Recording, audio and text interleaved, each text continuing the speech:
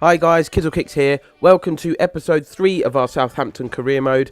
First 2 episodes seem to have gone down really well. Lots of likes, lots of comments, plenty of new subscribers, so thank you for the support on that. Here we take on a struggling Swansea side, 19th place, just 3 points from the first 4 games. Here are the teams. Swansea City make 3 alterations to that last lineup. Gerhard Tremmel starts in goal. Federico Fernandez replaces Jordi Amat, who's looked vulnerable recently. Jonjo Shelvey starts with Ki Sung-young in the centre of the park. Cheick Diabate is the lone striker today. Here's the Southampton team for you. Toby Alderweireld starts with Jose Font in central defence. Shane Long is the main striker today. Now the first chance of this game actually does go to the home side. Look at this 60-70 yard pass from Jefferson Montero straight into the feet of Nathan Dyer. He turns his man, whips in a dangerous ball which is met by the head of Gylfi Sigurdsson, but he could only head over the bar. Just fractionally too high. Our first chance came just after the 10-minute mark. Tadic's ball deflects off the Swansea player. Shane Long then bulldozes his way through, one-on-one with Tremmel, and he makes no mistake. Fires the ball home, no chance for the keeper.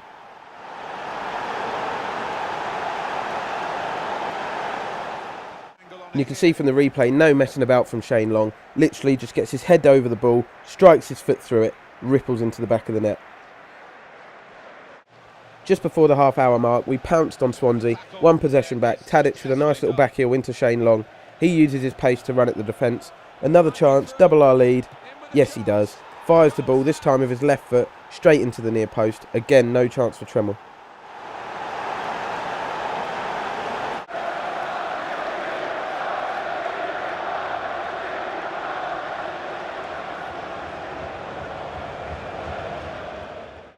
Long then had a chance to complete a first half hat-trick.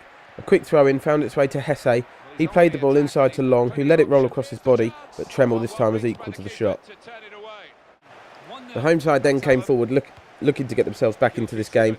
Gylfi Sigurdsson with a nice back heel.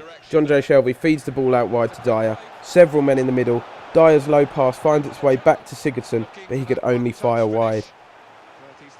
And that was the last action of the first half. As you can see, we've dominated. Not a single shot on target for Swansea so far.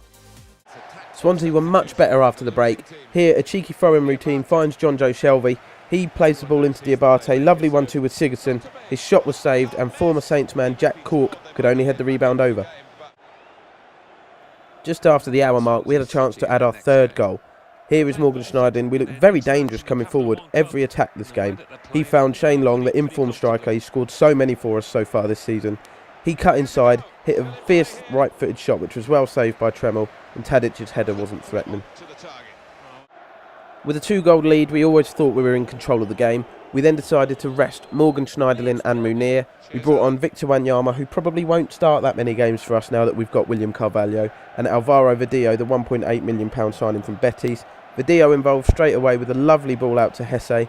He touched the ball down to Shane Long, who fed it back through to Hesse, but his shot was well saved by Tremmel. Klein and Vidillo continued to cause Swansea problems down this right-hand side. Great strength here from the youngster. He knocks over Ashley Williams before some great trickery. Sees him get into the box, and he tees up Shane Long, who completes his hat-trick. Great form from the striker. He will be chuffed with that.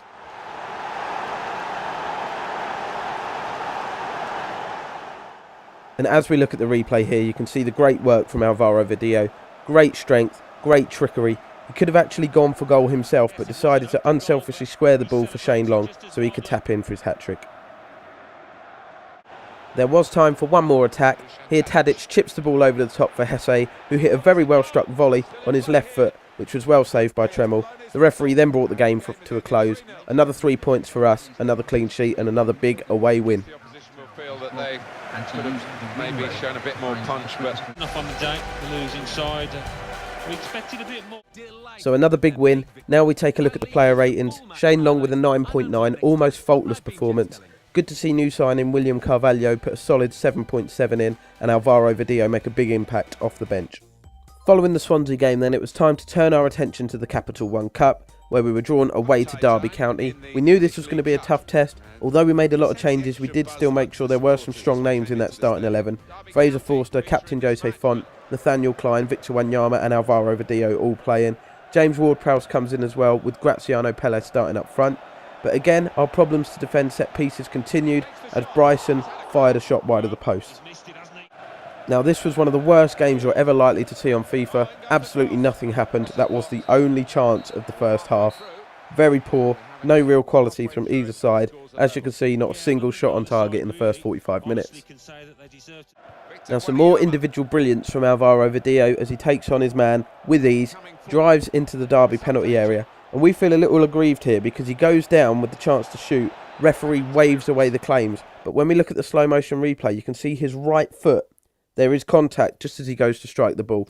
We thought it was extremely harsh on us not to give a penalty. First of all, there was a push. He could have gone down here. He didn't. He stayed on his feet, tried to get the shot off, and as you can see, his right foot is clipped. Now, even though we can't defend set pieces, we do still always seem to be a threat going forward. This corner routine going slightly wrong, but Graziano Pella gets a header away, and it's tipped over the bar by the goalkeeper. Another corner then equals a free header for Victor Wanyama, but he could only head wide. Extremely disappointing. Then it was a turn of the home side to attack. Derby, Darren Bent here, of all people, with some great link-up play with Will Hughes. He feeds it through to Ward, but his effort is well saved from Fraser Forster. Forster was called into action again just a few minutes later. Cross comes in that we fail to clear. The ball drops to Hughes, who finds Darren Bent, but his shot is saved by the legs of Fraser. We made two changes to try and establish control of the game. Youngster Harrison Reed came on in central midfield, Sadio Mane coming on wide left. However, it didn't work for us. The home side did take the lead with just 12 minutes to go. A good ball here from Ince and a fantastic finish. The ball fired into the bottom corner. We find ourselves 1-0 down with just 12 minutes remaining.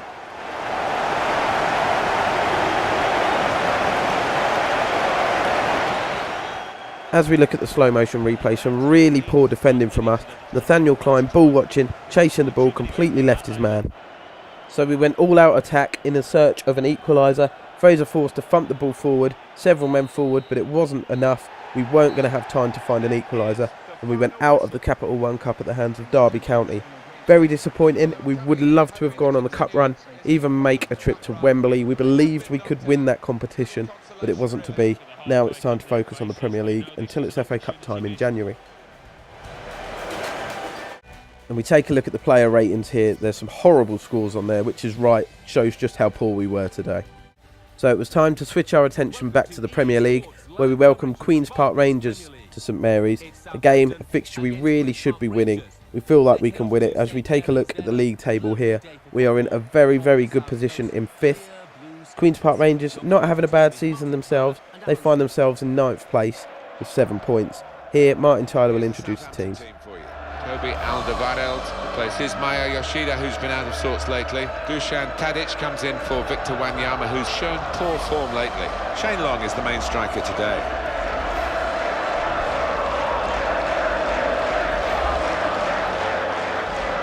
Well, this is the Queen's Park Rangers lineup.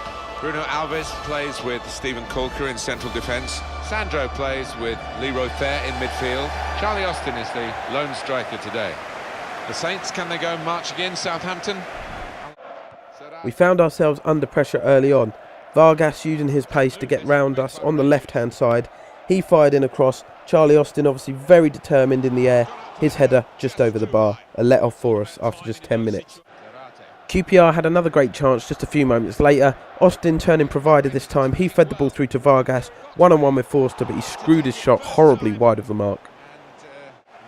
Then we had a bit of possession. Shane Long here finding Dusan Tadic. An awful challenge comes in from Stephen Colker. Really could have injured the Saints man. However, he picked the ball up. He decided he wanted to take the free kick. And I'm glad he did, because he fired it straight into the corner of the net. 1-0 to the Saints. About time Tadic done something for us as well. He'd had a very quiet season. Upon looking at the replay though, it wasn't as sweetly struck as we first thought. It did take a nick off the QPR wall, straight off the back of Sandro and Leroy Fair, before finding its way past the keeper. Although it was the slightest deflection, it still played a big part. I don't think it would have gone in otherwise. Then in-form man Shane Long did show he can create chances as well as score them, completely leaving his man for dead here. He laid the ball off to Schneiderlin, but he dragged his shot wide of the mark. Zarate. The final chance of the first half was to go QPR's way. This time we have Nathaniel Klein to thank after his effort in the derby game.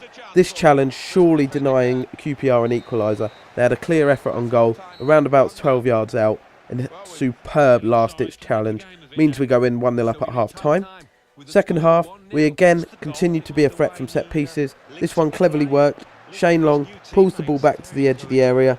He finds Klein, touches it onto Schneiderlin, touches it onto Tadic, who touches it on finally to William Carvalho. His effort well saved, but from the resulting throw-in, he takes it. Tadic plays it into Jesse Rodriguez, one-touch turn, and fires the ball into the bottom corner to double our lead. First goal for the Saints from the on-loan man from Real Madrid. It's a goal well worth analysing again.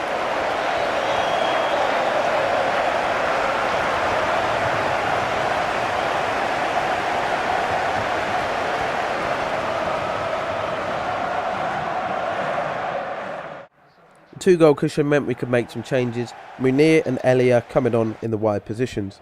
QPR though weren't done just yet. Leroy Fer found the ball into the feet of Fowlin. What a chance here for Diakite. Somehow he scooped his effort over the bar.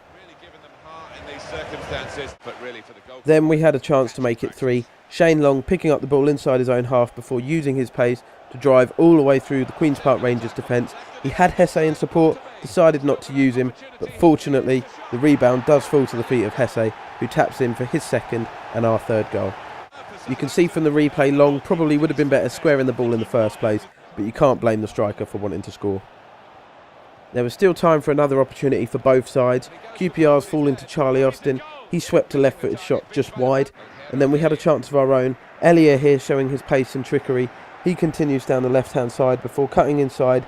He laid the ball off to Hesse, tried to get his hat-trick. His shot was saved, and Elia went for the spectacular on the rebound, failing to connect with the ball, but that was the last action of the game. So again, another 3-0 win, another Premier League clean sheet for us, and we are really starting to find our league form now.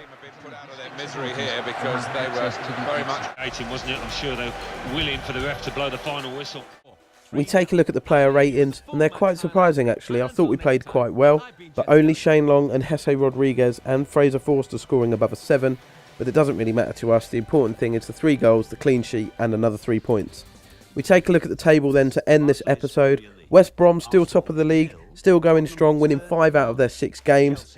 Liverpool still find themselves in the bottom 3 as they struggle to pick up points. Thank you for watching, guys. Make sure you hit that like and subscribe button. Hopefully we'll have episode 3 coming up within the next day or so. Thanks for watching. See you soon.